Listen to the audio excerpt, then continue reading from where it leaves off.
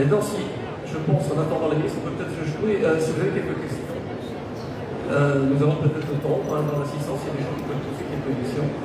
Alors, aux personnes qui viennent de vous donner un petit peu leur définition du chien d'assistance, c'est avec joie. Je pense qu'ils répondront à vos questions, n'est-ce pas Michel, n'est-ce pas Christine, n'est-ce pas Florine et Bernadette. Je pense que tout le monde est là. Si quelqu'un a envie de poser des questions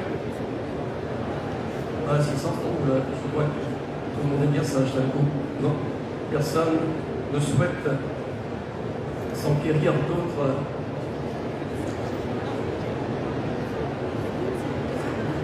Et je vois que je pense que et à force, je vais commencer, ça va remettre de commencer quand même l'appel du chant, sincèrement. Oui, excusez-moi. Ah oui, un micro là-bas, s'il vous plaît.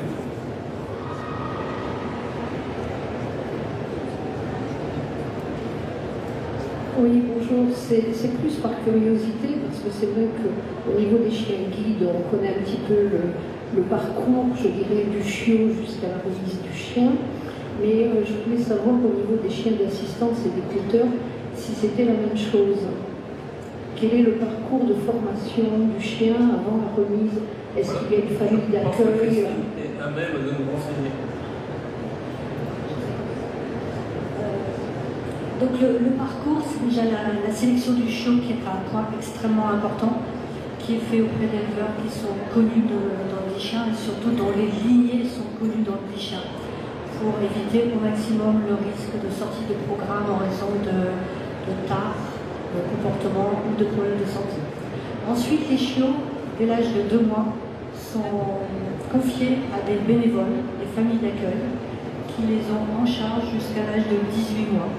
Ces familles d'accueil sont regroupées par 3, 4, 5 autour d'une personne déléguée, elle-même bénévole. Et tous les 15 jours, un cours permet d'évaluer la progression du chiot dans son processus d'éducation. L'éducation avant tout ciblée sur le bon comportement du chien, avec une éducation qui s'appelle une technique positive d'éducation, c'est-à-dire qu'on valorise, on récompense le bon comportement du chien. Les chiens ne sont pas frappés, ils ne sont pas forcés à faire quelque chose, ils sont juste guidés pour avoir plaisir à faire un ordre ou à avoir un bon comportement. Pour préparer la séparation, parce que vous imaginez bien qu'un chien qui arrive à 2 mois et qui à 18 mois quitte sa famille d'accueil, pour favoriser cette séparation à la fois du chiot par rapport à sa famille d'accueil, mais aussi la famille d'accueil par rapport à ce chiot, même si elle s'est engagée en tant que bénévole à beaucoup de générosité, beaucoup de temps personnel pour faire en sorte qu'à la fin, un bénéficiaire puisse avoir ce chien, et bien pour préparer cette séparation, on fait des rotations au sein de la délégation de l'ordre de 2 à 3 semaines, qui permet au chien de comprendre que les ordres qu'il a pu apprendre, il doit être capable de les restituer avec n'importe quelle personne, et puis surtout pour enrichir son expérience de circonstances de la vie quotidienne, qui forcément, au fur et à mesure, en fonction de la personne chez qui il va résider, eh bien, pourra, par exemple, découvrir les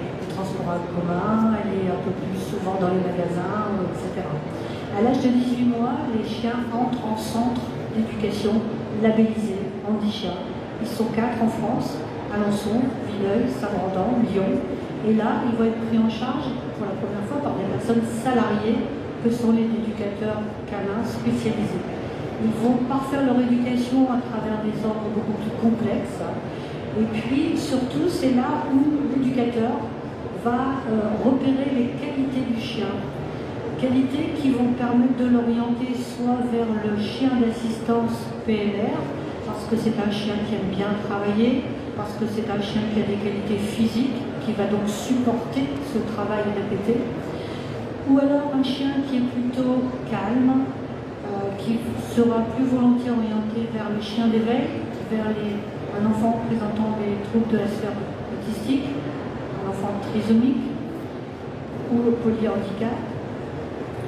On pourra avoir aussi des chiens qui, eux, ont plutôt tendance à aimer le contact multiple. Et donc là, on ne sera pas en lien direct bénéficiaire-chien, mais plutôt sur une relation à travers un groupe, comme dans les EHPAD par exemple. Et là, le chien aura des qualités, bien sûr, un peu d'autonomie, mais ça ne sera pas l'objet direct.